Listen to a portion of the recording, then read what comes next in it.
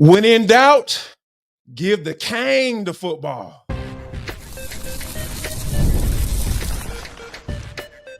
You are Locked On Georgia Tech, your daily podcast on the Georgia Tech Yellow Jackets, part of the Locked On Podcast Network, your team every day.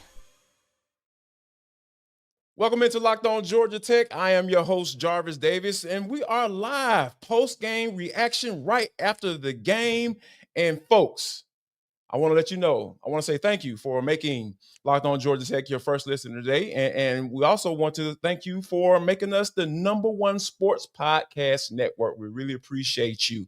The Georgia Tech Yellow Jackets defeat the Boston College Eagles 36-34. I think AJ Black tried, our host of Locked On BC, try to play a little game with us and had the Georgia Bulldog shirt on and all that stuff. And he tried to fix this thing where, hey, this game ended up being a lot closer than what we thought it would be. But coming up on today's show, I'm going to tell you how Blake Gideon is in trouble. But first, we have to talk about the man of the hour, Haynes King himself.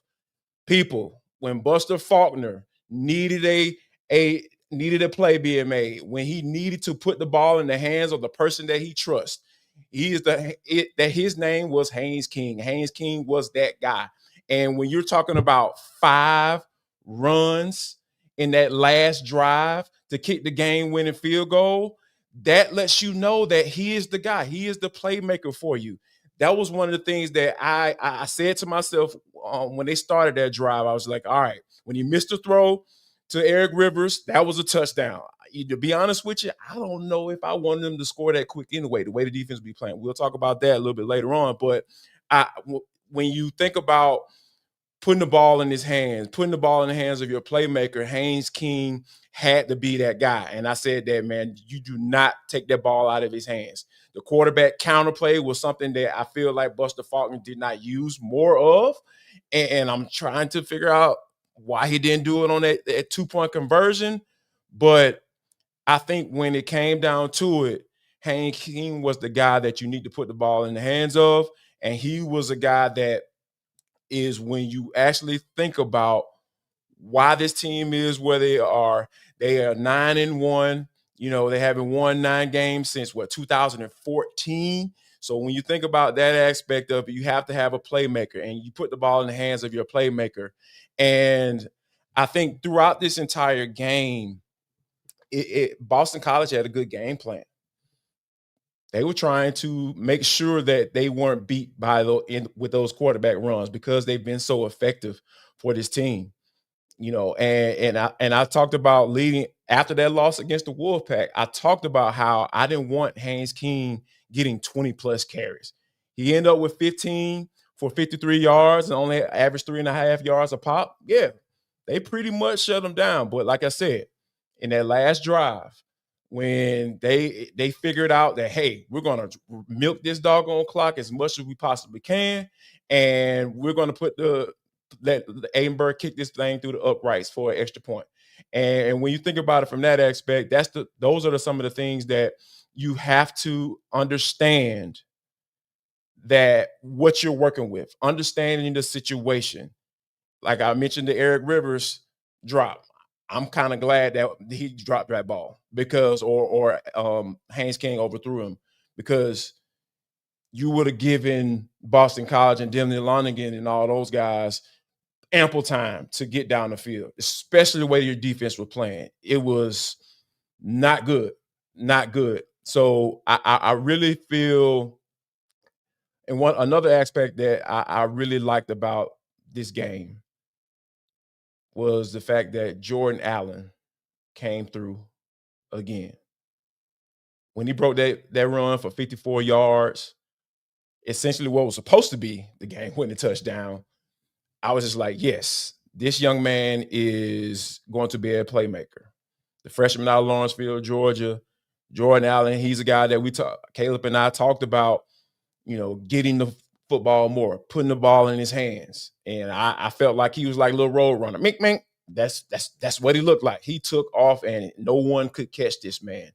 And I think that's the aspect that's the second aspect that I really liked about this particular game because, when you find a guy, especially when they're a freshman, and when you get him the football and he does something with it time and time again, even though you have guys like Eric Rivers, who had an excellent game today, Malik Rutherford, we'll talk about him in a little bit as well. Uh, it can get kind of hard to put the ball in the hands of your young guys because seniority matters. A lot of people don't want to admit that, but it does. But when you are finding ways to get him the football, turn around, running those little jet motions across the formation and handing that bad boy off and having Haynes King read it, those are some of the things that you have to appreciate.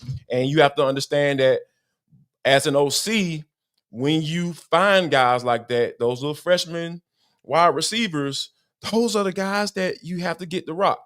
Because in today's world, somebody can look at what he did for you when you did get him the football and they say, hey, man, you want a little extra change? Is Georgia Tech paying you well? Are they taking care of you? He will leave. Those are some of the things that I don't think he will, as far as from, it seems like he's a stand-up young man, but that's how you have to think about it in today's NIL world, because guys will pick guys off your roster and keep it moving. So I'm really, really pleased with what I saw from Buster Faulkner's standpoint of getting the football in your young playmakers' hand and guy like Jordan Allen. Another guy that I want to highlight that I really appreciate what he brought to the table today, well, that was Malik Rutherford. Malik they had something with those screens.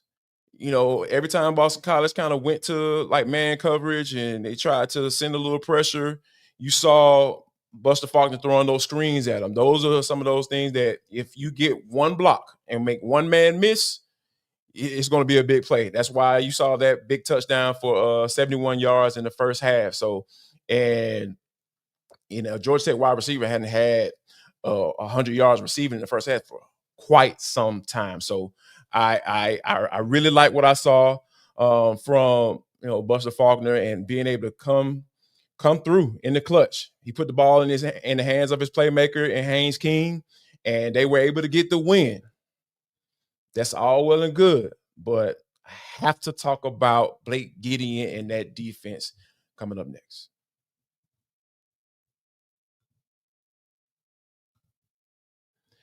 This episode of Locked On Georgia Tech is brought to you by DoorDash. It's almost the weekend, time to look back and crown this week's MVP on Who Delivered, powered by DoorDash.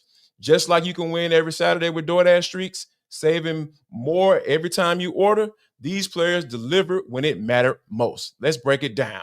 All right, guys. For Georgia Tech, we already know who that player is. It is Haynes King, and he delivered in a big way. I'm talking about a all-time fourth-quarter comeback. Absolutely was that guy. When you talk about what they were able to do on offense, one run touchdown, 371 yards passing, that's what you want from your big-time player. So I think that, this performance wasn't a fluke. It wasn't a fluke. We've seen this from Haynes King, and he is on a big-time winning streak. And just like Haynes King delivered for the Georgia Tech Yellow Jackets, DoorDash delivers your Saturdays. With DoorDash streaks, you have every Saturday you order. Stack it up all season, and you could save up to $250, including $100 in DoorDash credits. Order this Saturday. Keep the streak alive. Fuel your game day only with DoorDash. Terms apply. Promo period through November 18th. The NBA is back, and there's no better place to get in on the action than FanDuel, the official sports betting partner of the NBA. Folks, the Atlanta Hawks, I'm telling you, you got to get in on these guys. These guys are playing exceptionally well without Trae Young. Even if you missed the start of the game or want to ride the hot hand, FanDuel has live bets on everything from who will score next to fourth quarter comebacks. Plus, you can even combine your live bets in a same game parlay for a shot at a bigger payout. It keeps every game exciting, especially when your team's making that late push, just like the Georgia Tech Yellow Jackets. Oh my gosh. But yeah, make sure you check out those Hawks and you can get something right now. So right now, FanDuel is giving new customers $300 in bonus bets when your first $5 bet wins. So head to FanDuel.com to sign up and play your game with FanDuel, the official sports betting partner of the NBA.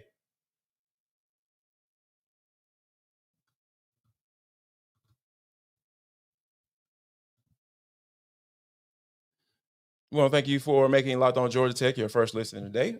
Folks, we want to say thank you for making us the #1 sports podcast network. We can't do it without you all. And if you haven't done so already, make sure you leave us a 5-star review wherever you download your podcast. Really appreciate that from you in advance. Also, like, subscribe, and hit that bell so you can know every time we go live after games or when we drop an episode during the week, because we're here right here for you with it. Where is your team every single day? Now, coming into this game, Caleb and I talked about how Blake Gideon was getting some guys on the back end of the defense back. Jai Gilmore, Amari Harvey, and how that was going to help him have options in this game against the Boston College Eagles. Well, they had those guys back, and it did not matter. Blake Gideon is in trouble because it didn't matter what type of coverage they were throwing at Dylan Lonergan. He was able to find guys and get open, right? It didn't matter if they played man. It didn't matter if they played zone. Guys were out there running open. And then when Gideon did put his players in position to make tackles, you had Kyle Eifert, Powell, all those guys missed tackles. They were missing tackles, especially when you bring pressure and you don't get there and they're able to get the football off. Dylan Lonergan was able to get the football off, and they dump it down or check it down to your hot read, and you come down and make the tackle. You have to make it, because guess what? There ain't no backup. There's no other help. There's no other guy out there to help you out. It turns into explosive plays. That was the biggest issue for this team today. So many explosives, especially in the run game. When you think about those are some of the things that you have to limit when you aren't able to put pressure on the quarterback. That is, when you think about Turbo Richards and what he was able to do today, he was just running all over this team. He had 11 carries for 141 yards. He was averaging 12.8 yards a pop over a first down every time he touched the ball. That is unacceptable. And you know where I don't put that blame on Jai Gilmore or Amari Harvey? I put it on the guys up front. That defensive line did not get pressure. They did not get pressure. They weren't getting off blocks. I think I saw Jordan Vandenberg and Mr. Stone. He ended up shout out to you for getting the sack and putting the quarterback on the ground. That's what I would like to see. I need to see more of that. Jordan Vandenberg was the only guy that made a couple plays in the run game. I named 2 guys on the defensive line that made plays. That is unacceptable. Unacceptable. You can't do stuff like that. You can't do stuff like that. That will get you beat every Saturday. Every Saturday. And then I want to point out one drive. There was a sequence of plays where Dylan Lonergan, in the fourth quarter, he had time. He was sitting back there like pretty much how he was the whole game. No pressure. Sitting back there, going to his first read. Oh, not there. Second read. Oh, not there. Got to his third read. The guy was open. He just missed the throw.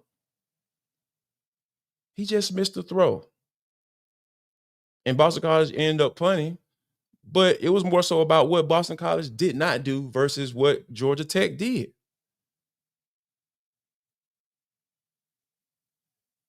Blake Gideon is in trouble because you got your guys back from the secondary, but guys were still giving up explosive. Guys running wide open. Guys not even close enough to even make a play on the football. So there was obviously a lot of miscommunication on the back end on this defense, and you shouldn't be having that at this point of the season, especially when you have some of your veteran guys back on the field. So that's two big issues that you have as you get ready to go into your last conference game of the season against the Pitt Panthers. They have a solid defense. And outside of their matchup against the Notre Dame Fighting Irish, their offense can put up some points. So I think Brent Key is probably going to have to get involved a little bit in this game plan this week, because what I saw out there today on the defensive side of the football was a team that did not deserve to win. That was a group that did not deserve to win.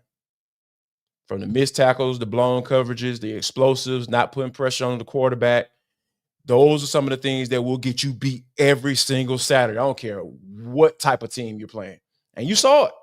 1-9. 1-9 team had you down to the wire, had you on the ropes, punching in your mouth, eye bleeding, snot coming out of your nose and everything. But you figured out a way to win. I don't think that's going to happen against a team like Pitt, because they're looking for they need to get their lid back, because they took one. They took it on the chin against the Fighting Irish.